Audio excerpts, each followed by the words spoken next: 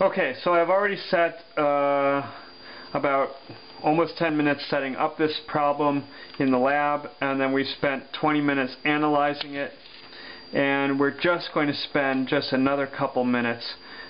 This should go by really quickly. I came back in the previous lecture and I calculated my force friction was 4.6 newtons and my force normal was 17 newtons. Okay, so that means that when I was on here, I had a force friction of 4.6 newtons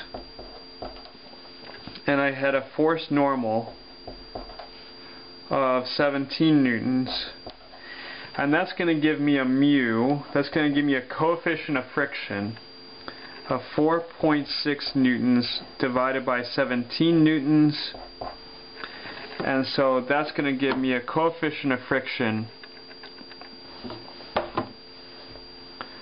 4.6 divided by 17, 0.27. Now, way back at the beginning, some numbers that I haven't dealt with before, but I figured out, I figured out the force gravity was 18.6 newtons. So when I was on the level table, the force gravity was 18.6 newtons, which meant that that must have been a force normal of 18.6 newtons, because it's level table and the force normal is perpendicular to the surface.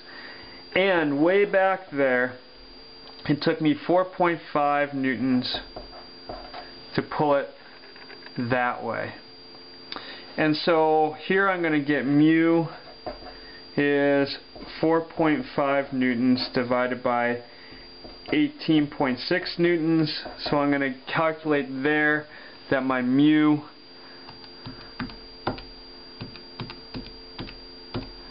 is going to be 0.24. It's going to be 0.24. Now, those are off by a little bit, but if you know anything about friction, you realize that it's pretty remarkable that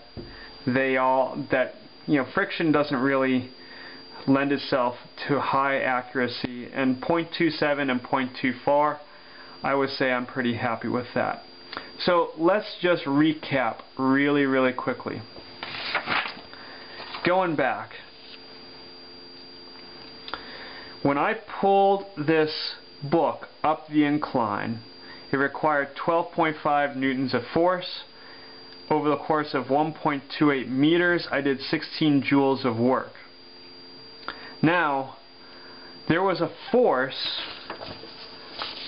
where I got it, there was a force of 4.6 newtons, and when that 4.6 newtons approximately acted over 1.28 meters, it did approximately 5.9 joules of work due to friction, which reduced my initial energy, which was 16 newton joules, by 5.9, or call it about 6. So I should now be closer to 10 joules. So I am closer to 10 joules. Now, that same force switches directions. So when I let the book slide down the incline, I find that we now take approximately a 6 joule hit out of this 10 joules. So 10 minus 6 is 4, and so finally at the end we all end up with 4 joules of kinetic energy. So that is a more complicated analysis of including friction in the whole deal. Okay, done with that. You're probably more sick of it than I am.